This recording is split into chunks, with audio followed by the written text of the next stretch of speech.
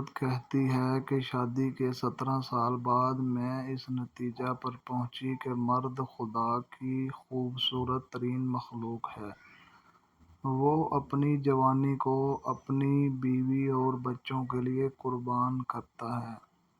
یہ وہ ہستی ہے جو پوری کوشش کرتا ہے کہ اس کے بچوں کا آئندہ مستقبل خوبصورت اور اچھا بنے، لیکن اس قربانی کے بدلے ہمیشہ اس کی سرزنش کی جاتی ہے۔ اگر کبھی فریش منٹ کے لیے گھر سے باہر قدم رکھے تو بے پرواہ، اور اگر گھر میں رہے تو سست اور بیکار۔ اگر بچوں کو غلطی کی وجہ سے ڈانٹے تو وحشی۔ اگر بیوی کو نوکری سے روکے تو متکبر اور رعب جمانے والا۔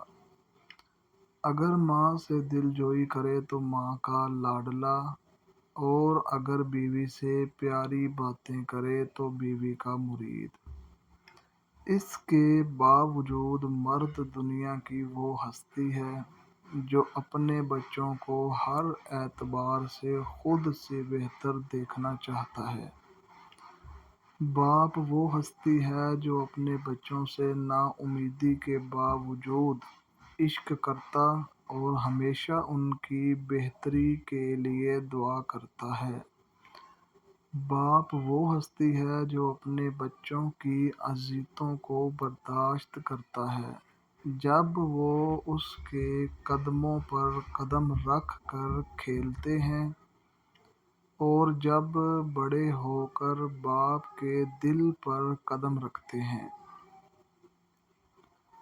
باپ وہ ہستی ہے جو اپنی بہترین ثروت، بلکہ جو کچھ اس کے پاس ہے، اپنی اولاد کو بخش دیتا ہے۔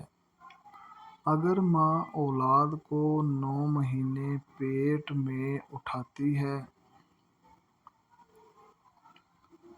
تو باپ پوری زندگی اپنے فکر و دماغ میں لیے پھرتا ہے: دنیا اچھی اور خوبصورت ہے جب تک گھر کا سرپرست سالم ہے۔ اللہ